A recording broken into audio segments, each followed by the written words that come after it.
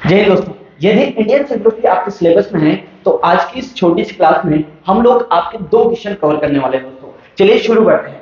दोस्तों पहला क्वेश्चन है, भारत के कुल स्थलीय पड़ोसी देशों की संख्या कितनी है। तो आपके सामने जो ऑप्शन है वो है 10, 7, 6 और 8। तो यहाँ जो सही आंसर है हमारा वो है 7।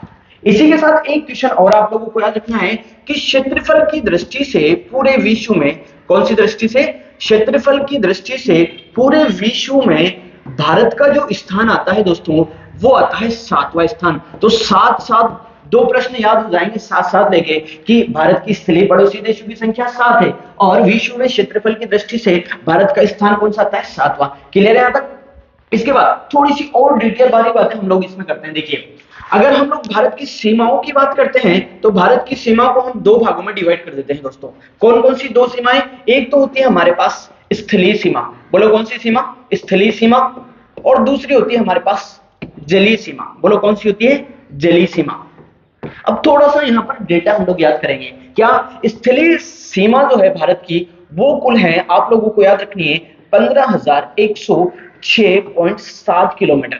जबकि हम लोग जलीय सीमा की बात करते हैं तो वो है 6100 किलोमीटर। पर आप लोगों को याद रखना है, अगर द्वीपों को भी इस सीमा में जोड़ दिया जाए, द्वीपों की जलीय सीमा भी अगर जोड़ दी जाए तो वो हो जाती है हमारे पास 16.6 किलोमीटर।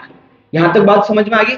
अब यहां पर देखना है कि स्थलीय सीमा पर हमारे कुल पड़ोसी देशों की संख्या कितनी है, 7 है। अब ये भी याद रखना है कि 7 कौन कौन से हैं। पूरा भारत जानता है कि 7 पड़ोसी देशों को कैसे याद कराया जाता है, ये बड़ी बात नहीं है, पर फिर भी आप लोगों को याद तो करना ही है ना। एक बड़ी फेमस ट्रिक है दोस्तों, बचपन से एमबीए करने का सपना था।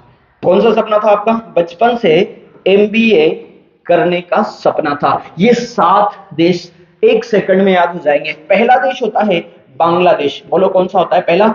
बांग्लादेश। दूसरा होता है चीन, वहीं तीसरा होता है पाकिस्तान, फिर होता है नेपाल। बोलो कौन सा होता है? नेपाल। यहां तक कंप्लीट। फिर उसके बाद अगला जो देश होता है वो होता है म्यांमार, म्यांमार। फिर उसके बाद अगला होता है भूटान, बोलो कौन सा होता है? भूटान। फिर उसके बाद अगला जो देश होता है वो होता है अफगानिस्तान, बोलो कौन सा होता है? अफगानिस्तान। तो यहां पर आपके जो 7 देश हैं वो एक छोटी सी ट्रिक में 10 सेकंड में आपको याद हो जाना चाहिए। बचपन से एमबीए करने का सपना था, सबको याद रहता है, इतनी बड़ी बात नहीं है। बड़ी